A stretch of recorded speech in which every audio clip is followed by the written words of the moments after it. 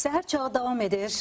Bugün sizi dəyərli bir insanla görüşdürəcəyik. Nəzərə alsaq ki, Azərbaycan təsviri sənətində böyük bir boom yaşanır. Biz bunu sözün yaxşı mənasında ifadə etmək istəyirik. Çünki rəssamlıq sahəsində, heykəltaraşlıq, memarlıq sahəsində bir qədər fasilələr yarandıqdan sonra təsviri sənətdə son illərdə bir oyanış var. Söhbət ali təhsildən gedir. Çünki elmi, ali təhsil dərəcəsi olan rəssamlarımız artıq demək olar ki, təkcə ölkədə deyil, onun hüdudlarından kənarda da böyük bir şöhrət qazanır və bu söhbət əsnasında biz istərdik daha geniş şəkildə bu mövzunu işıqlandıraq.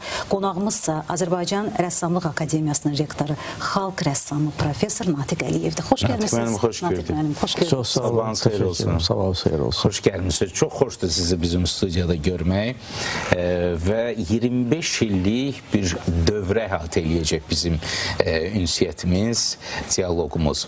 Necə şərh eləyərdiniz? Çox sağ olun, sualınıza görə. Bu illəri Rəssamlıq Akademiyasının 25 ili, 25 yaşı tamam olur. Düz təbrik edirik. Təşəkkür edirəm. 2000-ci ildə Ulu Öndər Heydər Əliyevin sərəncamı ilə Azərbaycanda Rəssamlıq Akademiyası açıldı. Biz bunu çoxdan gözləyirdik. Düzdür, bizdə rəssamlığın tarixi çox dərinlərə gedir. Ancaq akademiya olaraq digər belə də şəhərlərdə, dövlətlərdə var idi. Bizdə fakültə formasındaydı, amma akademiya kimi biz fəaliyyət göstərmirdik. Mən biraz rəssamlığın tarixinə qayıtmaq istəyirəm. 25 il o demək deyil ki, bizdə rəssamlığın tədrisi 25 ildir. Ümumiyyətlə, Azərbaycanda biz əgər orta əsrlər götürsək, mən orta əsrlər qoyuram bir kənara, götürək yaxın bir 200 ili, məsəl üçün. Bu yaxınlarda Mirzə Qədim İrəvaninin 200 yaşı tamam oldu. 1825-ci ildə, dekabrın 4-də hətta onun anadan olduğu dövrdür.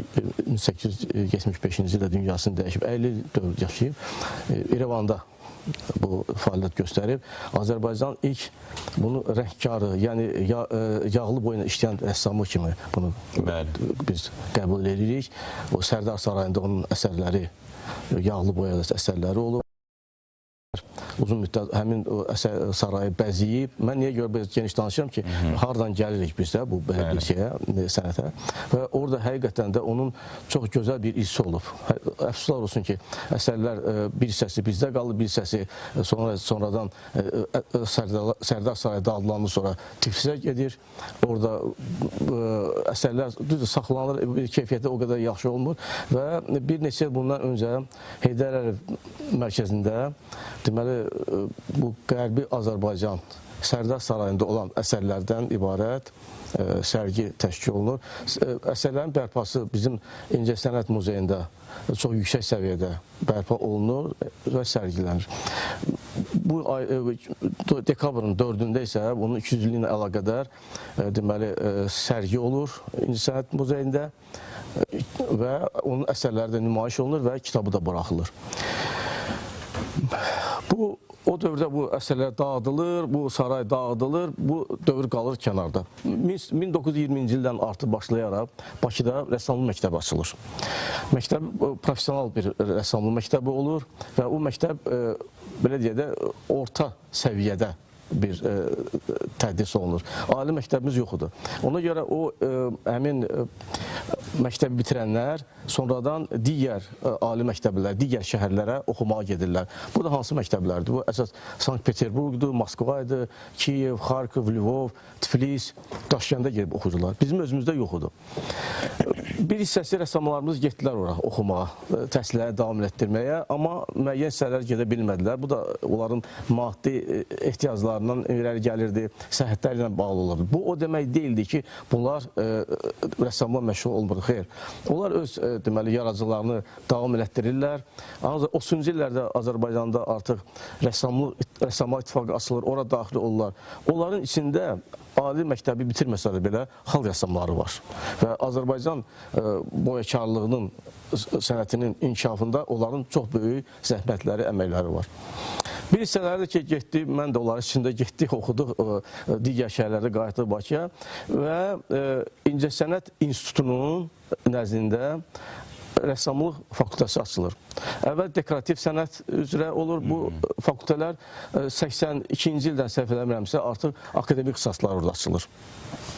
Və qeyd elədiyim kimi artıq 2000-ci ildə Ulu Öndərin sərəncamı ilə Rəssamlıq Texnikum və İncəsənət Universitetinin Rəssamlıq Fakültəsinin bazasında Rəssamlıq Akademiyası açılır və gördüyünüz o gözəl bina bizə Ulu Öndər tərəfindən verilir. Biz həmin o binada məskunlaşmışıq və hal-hazırda bizim akademiyada 12 kafedra və 2 fakültə deməli fəaliyyət göstərir. Tələbələrimizin sayı hardasa 1300-ə yaxındır, bir 150 müəllimimiz var. Bax belə. Natiq bəy, əslində Azərbaycan təsvir sənətinin inkişafı tarixinə diqqət yetirsək, akademiyanın xidmətləri çox böyükdür. Çünki söhbət ali təhsildən gedir, ixtisaslaşmış təhsildən gedir.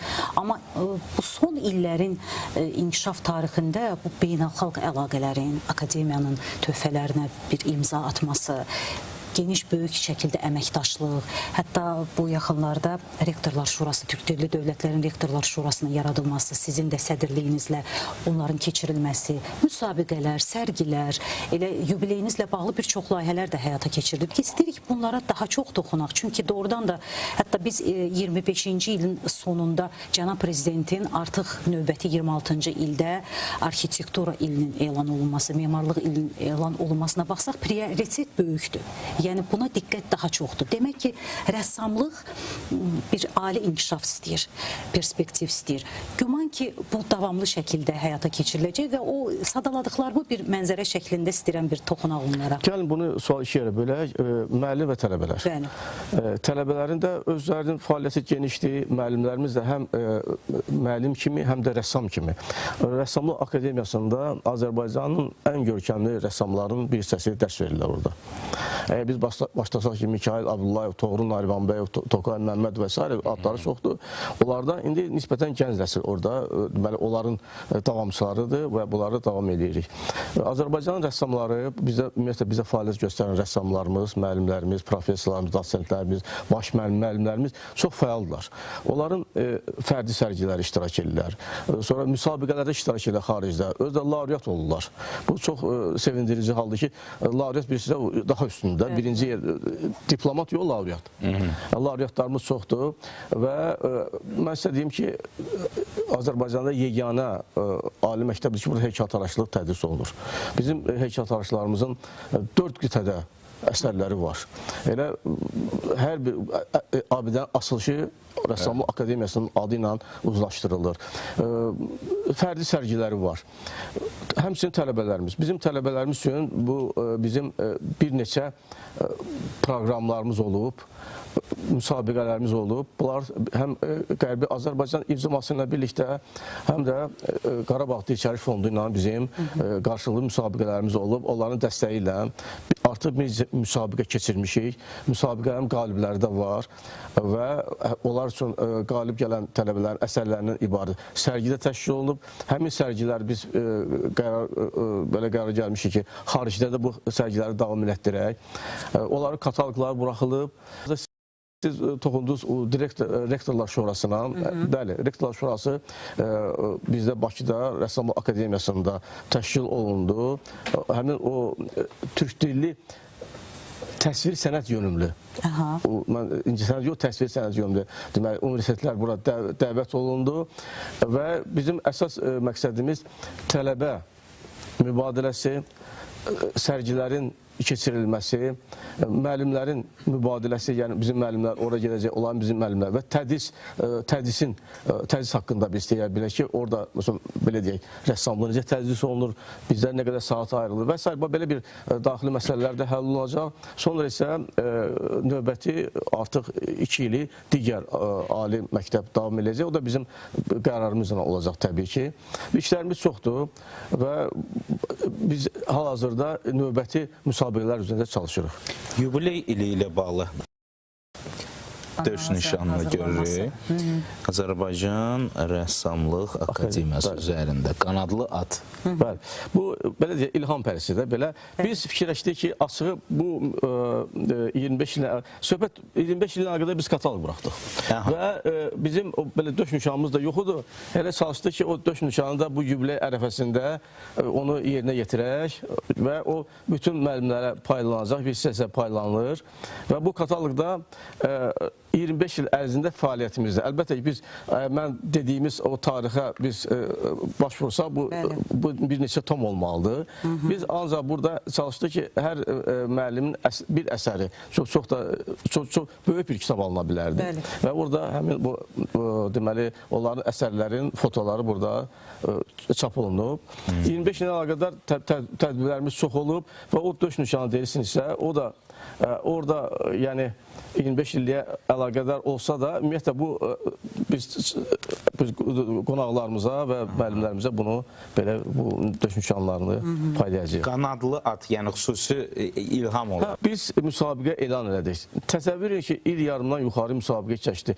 Cürbəcür variantlar bizə təklif olundu. Sonra biz baxdıq, gördük ki, ümumiyyətlə müasir dövrdə bu loqolar deyək də, hamısı bir-birinə bənzəyir. Biz dedik ki, biz akademiya olaraq biz klassik bir forma seçdik. Həm fərqlənsin, həm də bir döş nişanı taxan adamı da bir zövq şey olsun orada. Bir növ tarixi qədim. Bəli, akademiyanın akademiyalı hissi olsun, belə deyək. Gözəldir. İmtahanların keçirilməsi ilə bağlı və bu imtahanların baxış formasında keçirilməsi xüsusilə maraqlıdır. Yəni fərqli nədir burada? Baxış formatlı imtahanın digər imtahanlardan fərqləndirən nədir? Bizdə imtahan deyəndə bizə bu sərgi olur. Yəni tələbə semestr ərzində o verilən mövzulara onlar işlər edirlər. Ola bilsin, bir neçə fənn üzrə olur, ixtisas fənləri üzrə olur və onlar həmin o əsərləri sərgiləyirlər. Və həm ixtisas müəllimləri, ixtisas kafedraları orada iştirak edir. Yəni bir tələbənin qiymətini bir müəllim vermir. O kollegial surətdə həll olur, müzakirə olunur. Və təsəvvür edin ki, müəllim ilk öncə müəllim öz qiymətini deyir ki, mən təxminən tələbəyə belə bir qiymət verirəm. Digər mütəxəssislər də öz fikirlərini söyləyirlər, sonra yekun bir nəticəyə gəlirlər. Burada əlbəttə tələbənin davamiyyəti də nəzərə alınır, o giriş bal deyirlər. Amma əsərin özünə qiymət verilir və sanki bir sərgidir. Sərgidir. Və siz təsəvvür edin ki, mən o dekanlar, kafedra müdirləri hər bir əsərə bir-bir baxırıq. Tək-tək. Tək-tək baxırıq hər bir əsərə, hər bir əsər müzakirə olunur, qiyməti müzakirə olunur. Bədii cəhətdən qiymətləndirilir. Və qiymətləndirmək asan deyil. Çünki bizdə qiymət bir bal yuxarı aşağı olanda digər tələbənin haqqına girmiş olursan. Ona görə bal da müəyyən qədər bal var da, məsələn 10 bal sistemcə 100 bal deyək də belə də. Ondan yuxarıda yoxdur axı. Sən gərək onu elə verəsən ki, ən yüksəyi verəsən və ondan sonra gələsən aşağı. Əslində Natiq müəllim doğrudan çətindir. Çünki biz sizin sosial şəbəkə hesabından elə interaktiv həmin o şəkilləri də izləmişik. Yəni video formatında baxış formatlı imtahanlarınızı, nə qədər maraqlı işlər var orada, nə qədər fərqli bədii tətbiqi sənət nümunələri var, işlənmiş əsərlər var. Yəni onları qiymətləndirmək çox çətindir. Siz demiş kimi həm də zaman baxımından çox fərqlidir. İmtahanda nəzərə alsaq ki, bir neçə tələbə olur. Hər birinin əl işləri, kifayət qədər böyük bir zaman lazımdır. Bax, siz daxil o zala. Zalda məsələn 15, 20, 25 tələbənin əsərləri nümayiş olunur. Siz məsələn tutalım ki, birinə yüksək qiymət verirsən, sonra keçsən, görsən o tərəfdə ondan da yaxşısı var. Ona nə verəcəksiniz? Ona görə ilk növbədə bir dəfə baxış olur, sonra bir ayrı işlər baxılır, sonra yenə qayıdılır ki, o qiymətlər düzgün, imkan qədər düzgün verilsin. Natiq müəllim, bizi izləyən ola bilər abituriyentlər var, 10-cu, 11-ci sinif şagirdləri var ki, arzularıdır ki, təhsillərini Rəssamlıq Akademiyasında davam elətdirsinlər. Bir gənc rəssam mı deyim, o akademiyaya qəbul olmaq üçün bir gəncdən hansı keyfiyyətlər olmalıdır, nələr olmalıdır? Bax, sizin ola bilər ki, açıqlamanız onlar üçün bir stimul ola bilər, bir motivasiya ola bilər. Bu çox maraqlı sualdır. Ümumiyyətlə, bu sualdan biz bir dənə veriliş hazırlaya bilərik bu sualına alıyor. Çünki çox belə lazımlı bir, vacib bir məsələyə toxunursunuz. Ümumiyyətlə, belə deyək də, nisbətən əvvəl necə olub? Yəni, rəssamlıq texnikumunu bitirməyən gənc, ali rəssamlıq məktəbinə daxil olması müşkül məsələ idi. Demək olar ki, qeyri-mümkün idi. Bax, mən o gün bayaq toxundum, 20-ci ildə açılır. Haradasa 43-cü ildə Əzim Əzimzadanın adını verilir. Bax, təsəvvür edin ki, biz Əzimzadanın diplomu ilə o Sovetlər məkanında hansı ali məktəbə gediriksə, Əzimzadə texnikumunu tanıyırdılar. Çünki əgər o Sovetlər dövründə 2-3 texnikum vardısa, yüksək səviyyə, onun da biri Əzimzadə adına idi. İndiyə qədər Əzimzadə deyilir. Bəli, bəli. Çünki həqiqətən də ən güclü rəssamlarımız, bünövrəsini təşkil edən rəssamlıq, Azərbaycan rəssamlığının bünövrəsini təşkil edən rəssamlarımız oranı bitiriblər, əksəriyyəti hamısı. Elə şey yoxdur, bitirməsin. Və artıq o ali məktəbə gələn gənc hazırlığı vardı. O sıfırdan gəlmir. Bazası var artıq. Əlbəttə bazası var. Kifayət. Bir də var ki, istedadı var, amma məktəb keçməyib. Onun üçün çətin olur orada oxumaq. Ona görə bu ali məktəbə daxil olmaq üçün hazırlıqlı olmaq lazım. Heç olmasa azı bir 3 il, 4 il əvvəldən bu seçimi olmalıdır. Və bu barədə yaxşı olar ki, əlbəttə texnikuma daxil olsun. İndi kollecə deyək də. Bəli. Və yaxud da ki, hazırlaşsın. Çünki hazırlıqsız birbaşa daxil olanda həvəs var, istedad var, amma professionallıq yoxdur. Bilik, belə deyək də, qısaldaq bilik. Nəzəri biliklər toplusu Nəzəri bilik deyək də. O olmayanda, elə bir ki, əlifbanı bilmədən birdən-birə gəlirsiniz, ondan hansısa bir tapşırıq verirsiniz. Aydındır. Bax, bu odur. Natiq bəy, biraz da gəlin beynəlxalq əlaqələrə toxunaq. Çünki son illərdə yeganə deməzdim, var bizdə universitetlər, beynəlxalq əlaqələri genişdir. Amma onların ön sıralarında duranlardan biri Rəssamlıq Akademiyasıdır. Çünki kifayət qədər sizin qonaqlarınız olur, xarici ölkələrdən, master klassların təşkil olunması, tədbirlərin aparılması. Yəni, son illərdə təsviri sənət, onsuz da bizim ənənəmiz var, rəssamlıq ənənəmiz, qədim ənənəmiz var. Amma mübadilə aparanda o bir qədər də inkişaf edir, gözəlləşir, genişlənir. Bizi tələbələrlə əlaqədar. Bizim əsas məqsədimiz aşağı kurslarda o rəssamların belə deyək, bünövrəsini qoymaq, akademimizin bünövrəsini qoymaq. Bunlar bunu bilməlidirlər. Çünki akademik bünövrəsi olmayan rəssam professional rəssam sayıla bilmir. Rəssam çox şaxəli olmalıdır. Professional rəssamla söhbət gedir. Təbii ki, bu artıq bu ali məktəb bitirəndən sonra, müstəqil həyata baş vurandan sonra bu iştirak edir cürbəcür xarici sərgilərdə.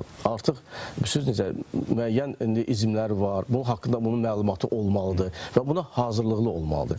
Ona görə biz xaricdən rəssamlar dəvət edirik. Və məsələn, bir neçə il bundan qabaq yaxınlarda yenə dəvət edəcək. Inga Schmidt, Alman professordur, çox gözəl rəssamdır. Onun apardığı fərdi dərslərə tələbələrin çox həvəsi olur. Həddən artıq həvəsləri olur və o bir həftə, 10 gün ərzində gəlir, Bakıya gəlir və deməli, öz təcrübəsi ilə bölüşür. Və nəinki bölüşür, onlarla birlikdə işləyir. Bəli. Hətta biz digər ali məktəblərdən bizə yaxın olan yaxın olan, məsələn, İncəsənət Universitetində rəssamların bir sıra tələbələrini də keçən il dəvət eləmişdik. Bizim tələbələr qatıldılar. Birlikdə, həmin o Inga Schmidtlə birlikdə işlədilər. Sonra isə onların çox böyük həvəslə çalışırdı, həqiqətən. Və onlara vaxt məhdud qoysaq belə, bizdən xahiş edirlər ki, biraz vaxt uzadaq. Sonra isə onların əsərlərindən ibarət biz sərgi açdıq. Bu, deməli, Qız Qalası Qalereyasında çox gözəl bir sərgi açdıq və onları dəyərləndirdik. Onların əsərlərini diplomlar verdik və indi növbəti illərdə yenə də biz xaricdən, deməli, rəssamlar dəvət edəcək ki, inteqrasiya eləsinlər. Xəbərləri olsun, nə var, nə yox və sonra olan sərgiləri biz əlbəttə xaricə açacağıq. Hətta xatırlayıram, dekabr ayında idi, səhv etmirəmsə, Heydər Əliyev mərkəzində Britaniyalı səfirliyin təşkilatçılığı da bir memarlıqla bağlı. Gözəl sərgi idi, çox gözəl idi. Memarlıqda qadınlar. Memarlıqda 2 ali məktəb iştirak edirdi tələbələri. Biz memarlıq inşaat universitetin tələbələri, biz də rəssam akademiya tələbələri və onlar deməli həmin o mövzuda memarlıq qadın su da vardı o mövzuda. Və onlar öz belə deyək, layihələrini nümayiş elətdirdilər və həmin layihələr Londona getdi. Bizdən heç bir müsabiqədə, heç bir münsiflər heyətində heç kim yox idi.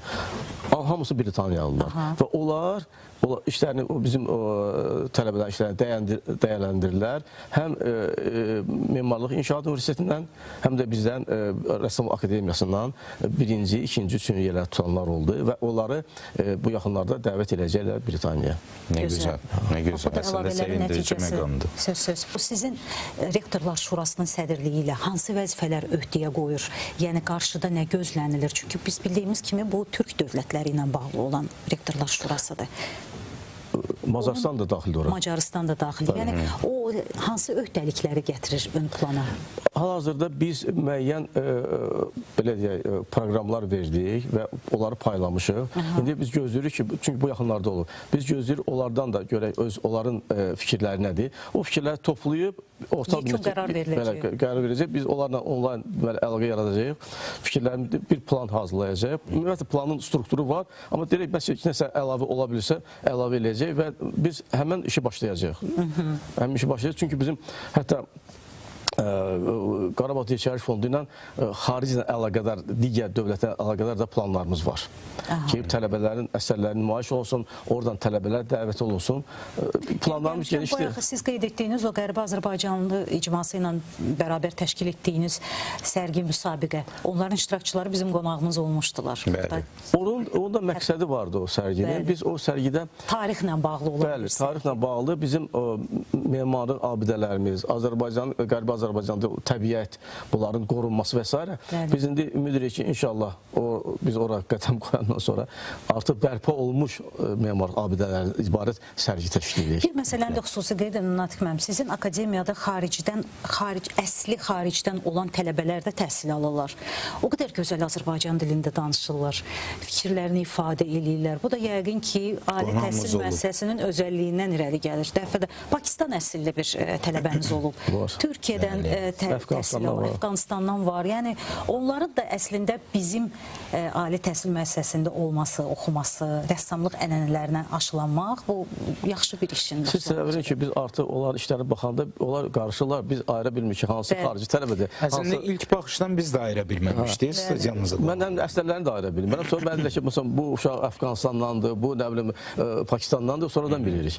Yəni, əvvəllər biraz onların əsərlərində biraz geriləmə olurdu, amma indi o aralarında inkişaf edirlər. Yəni, artıq bizim uşaqlara tələbələr qaçandan sonra həmin səviyyəyə gəlib çıxırlar. Azərbaycan rəssamlıq ənənələrini mənimsəyirlər, belə qeyd edeyim.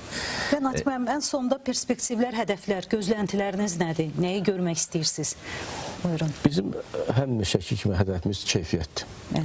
Birinci növbədə keyfiyyət. Çünki bizim fikrimiz odur ki, biz Azərbaycan rəssamlıq məktəbinin ənənələrini saxlayaq, inkişaf elətdirək və bayaq sadalımız görkəmli rəssamlara yaxınlaşaq, səviyyə cəhətində yaxınlaşaq və səviyyəli, keyfiyyətli rəssamlar hazırlayaq. Bu bizim ən başlıca hədəfimiz odur. Keyfiyyətli rəssamlar.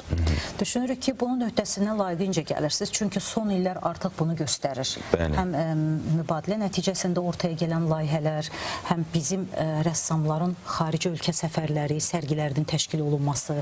Bu sözsüz ki, ali təhsil müəssisəsindən yan-kənar bir iş olsa da, amma yenə də bu təhsildən irəli gəlir və təşəkkür edirik ki, diqqət və qayğınızı əskiltmirsiniz. Natiq müəllim, əsas budur. Rəssamı dəstəkləyəndə o daha çox inkişaf edir və gözəl bir yaradıcılıq. Gözləyir rəssam ki, ona bir xoş söz desinlər. Əlbəttə, sözsüz. Natiq müəllim, təşəkkür edirik vaxt ayırdığınız üçün, gəldiyiniz üçün və düşünürük ki, 26-cı illə bağlı olan perspektivlər, planlar, uğurlarınız əldə etdikcə onları bizimlə bölüşməyə hazırsınız. Biz də sizi studiyamızda hər zaman gözləyirik. Təşəkkür edirəm dəvət elədiyinizə görə. Çox sağ olun. Qonağımız Azərbaycan Rəssamlıq Akademiyasının rektoru, xalq rəssamı, professor Natiq Əliyev idi. Proqramımız isə davam edir.